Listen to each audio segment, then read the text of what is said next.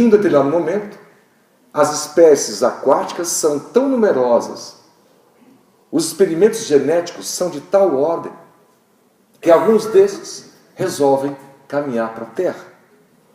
É chegada a hora de avançar. Já é possível sair da água. E nós temos então todo um processo que o próprio oxigênio derrubou as partículas de ferro que eram muito constantes no nosso oceano. O oxigênio com o ferro gera ferrugem, não é isso?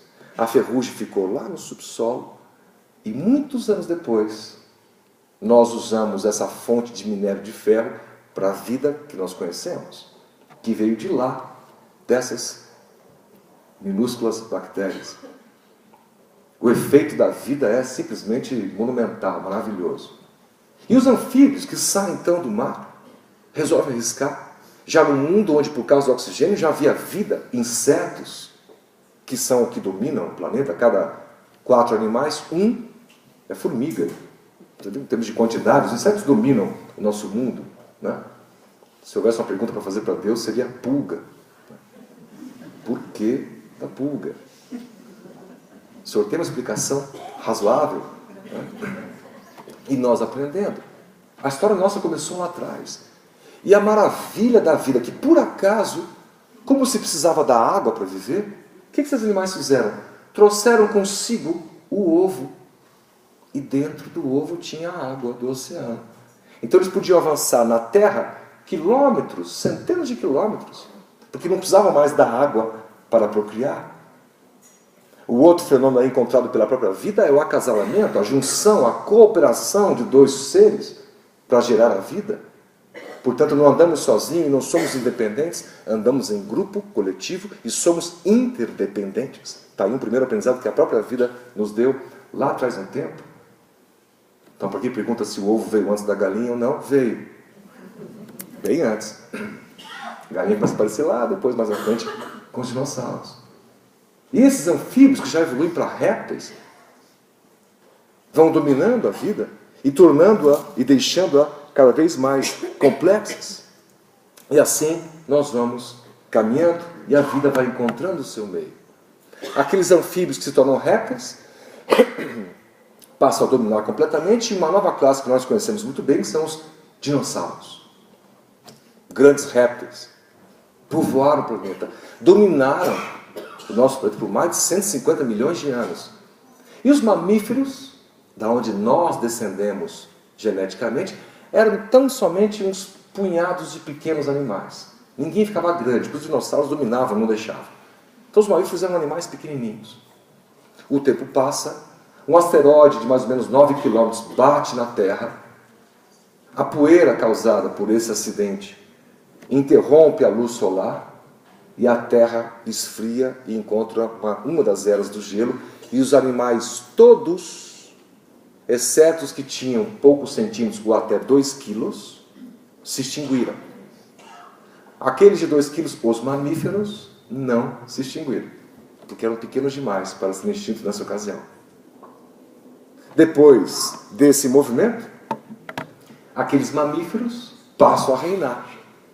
E nós temos, dentre a gama variada de vida criada, os primatas nas suas árvores, tecendo considerações sociais uns com os outros, modelos cooperativos de buscar alimentos, a maternidade, a paternidade, todo um conjunto de regras sociais presentes na vida desses animais, bastante inteligentes, pelo que nós sabemos desse período e desse processo. E são desses animais que a nossa genética descende. Mas a vida continuou dando os seus passos ao acaso. Também foi por acaso que nessa fase a grama domina o mundo. Uma das vezes que a grama dominou o mundo. Grama não é só o jardim verde que nós temos, que determina se você é da classe média ou não, né? Pela quantidade de grama boa que você tem. Grama é uma categoria maior, onde se inclui o trigo, né? A cevada, né? Os cereais todos, lentilha, né? Todo um conjunto de alimentação que estava lá. e os símios olhando o alimento que estava ali embaixo. Então ele teve que descer casualmente da árvore para aprender a andar e caçar e comer os alimentos que estavam nas pradarias. E assim vai tomando a posição, a postura bípede, e a vida vai achando o seu jeito de evoluir, sempre no sentido único, sempre no sentido social. Evoluímos uns com os outros. Já aqui, nessa época, ou a partir daqui, nós começamos a dominar o fogo fundamental. Não só nós tínhamos já experiências, nossos antepassados, com a sílica encontrada na areia, em abundância, segundo elemento químico mais abundante da Terra, que dá origem àquelas pedras que eles podiam afiar, então faziam lanças, faziam facas. No mesmo tempo, casualmente, controlam o fogo, então a caça agora pode ser colocada no fogo. Nós sabemos que quando você cozinha o alimento gera muito mais energia. Os nossos cérebros, portanto, ficaram maiores depois dessas descobertas ao acaso. Dominar a ferramenta da caça, dominar o fogo, quase no mesmo momento. Casualmente, isso aconteceu. E o cérebro agora permite, por causa dessa tecnologia do fogo, de você cozer os animais, a comida, a carne, tirar e produzir e gastar muito mais energia, o cérebro aumentou e nós somos definindo o biotipo, o biotipo dessa configuração que são os nossos antepassados. Estamos há 200 mil anos atrás agora, caminhamos esses bilhões de anos, e esses nossos antepassados agora, além da arte de pintar nas paredes, quando se pinta uma vaca, um bicho, todo mundo entende que a vaca é o bicho, então a comunicação, tornar comum, começa a nascer aí. Também, por acaso, na configuração do biotipo do nosso antepassado, a laringe se desloca um pouco mais para baixo, tornando as funções da fala mais complexas. Portanto, agora, além de grunhidos, nós conseguimos emitir sons e falar. Por acaso, a laringe desceu. Sem querer. Só engoliu direito, torto, o laringe desceu, a pessoa começou a falar. A fala é compartilhar conhecimento. Eu não preciso mais passar pela experiência para aprender. Agora eu posso aprender com a experiência do amigo meu. Não é isso? Eu observei ele lá, botando a mão num buraco, e ele levou uma picada de cobra. Eu já não vou mexer naquele buraco. Não preciso mais passar pela experiência. Um pode falar para o outro, não põe a mão aqui. Você vai se machucar. Olha, faça tal coisa. Lá eu vi bisão para caçar. Lá tem leões, cuidado. Veja, o quanto a fala pode propiciar ao ser humano. Não é? Essa é uma época que as relações humanas ainda não tinham nenhuma conotação romântica. O próprio acasalamento, o que já nesses hominídeos podemos chamar das suas primeiras relações sexuais, de procriação, não eram feitos olho no olho. Eram feitos como se fazem com os animais. Em geral, as fêmeas na beira dos rios e os machos ali se aproveitando no momento certo para atacar. Veja a mudança quando o ser humano se volta um para o outro numa relação. E o olhar, numa concepção moderna, o próprio beijo, dá um outro componente à relação de antes. Agora há um envolvimento, há um amor. Eu me preocupo com você, você comigo. Eu sei o que você é, e você sabe quem eu sou. Então não é pelo corpo, não é pelo físico que se cometem ou que se procriam as atrações, mas por outros elementos que vão muito além da questão física. E o avanço aí é maravilhoso. E nós temos a seguinte configuração no mundo aqui nesse momento de 200 mil anos atrás. O ser humano sai da África. Por isso que nós dizemos que todos nós somos afrodescendentes. Nós saímos da África e fomos caminhando aqui para o Oriente Médio. Caminhamos aqui para a Rússia, Sibéria, região da China. Esse era o caminho comum para a Austrália, porque era tudo interligado. O mar estava abaixo e as ligações eram possíveis caminhar por toda, que se chama Afro-Eurásia, a maior extensão de terra possível. Só que aqui, no Estreito de Bering, não dava mais para passar. Agora, isso aqui está aberto com o mar. Então nós temos um grupo de seres humanos aqui e o outro aqui, incomunicáveis.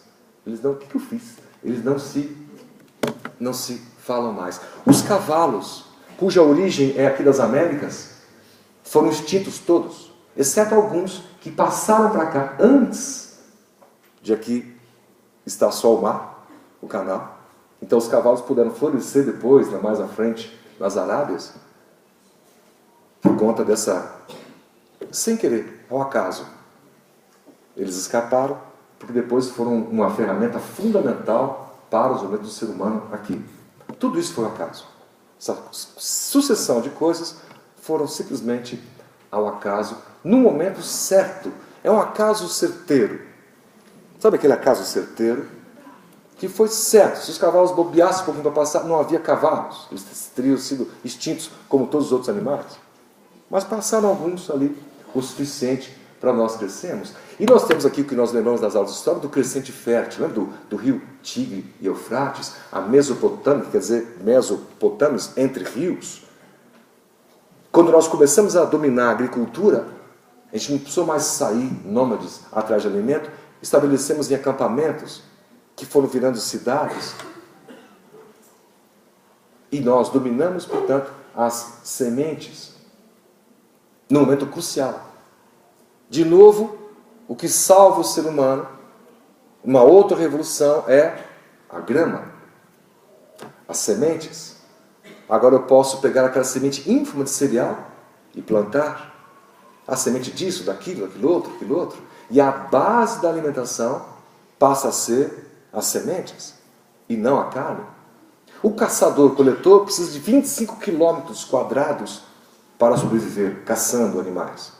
O novo ser humano agricultor, com 1/10 dessa extensão territorial, ele se alimenta com sobras. Interessante, não? Forçando o ser humano a conviver, a planejar, porque a comida nos cereais não dá todo mês. Alguns deles dão em 1 ou 2 épocas do ano, tão somente. Então você tem que planejar, fazer celeiros, guardar, gerenciar, compartilhar. E tudo isso forçosamente desenvolve o ser humano a conviver, a tomar decisões, a usar tecnologias, para não haver perdas, né? Para que as pessoas não padeçam de fome. É uma situação maravilhosa. E aqui os recursos todos foram favoráveis, o clima. O frio já estava agora de volta nos polos. E essa região então tinha os primeiros animais domésticos. A vaca, o porco, os caprinos podiam ser ali, né, criados. Novas experiências do ser humano, novos encontros que a vida foi tendo. E chegamos, portanto, no fim dos cavalos, quando o ser humano começa a domar esses bichos. O avanço tecnológico do ser humano foi sensacional. Transpor distâncias, pesos, e evidentemente usando para a guerra, para as invasões, para as conquistas. O cavalo foi um dos animais mais parceiros do homem no seu processo evolutivo. Por acaso, portanto, ele atravessou aquele estreito e foi fundamental para a história humana. Ligado a uma carroça, você tem transporte de alimentos a grandes distâncias, transporte de cobre, estanho.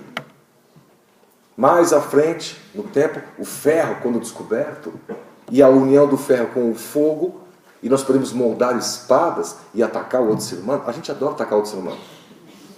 Ah, domei um cavalo, o que eu vou fazer? Vou derrubar o celeiro do vizinho. Ah, achei o ferro, consegui afiar, o que eu vou fazer? Vou matar o outro, agora é mais fácil. O ser humano tem uma visão, né?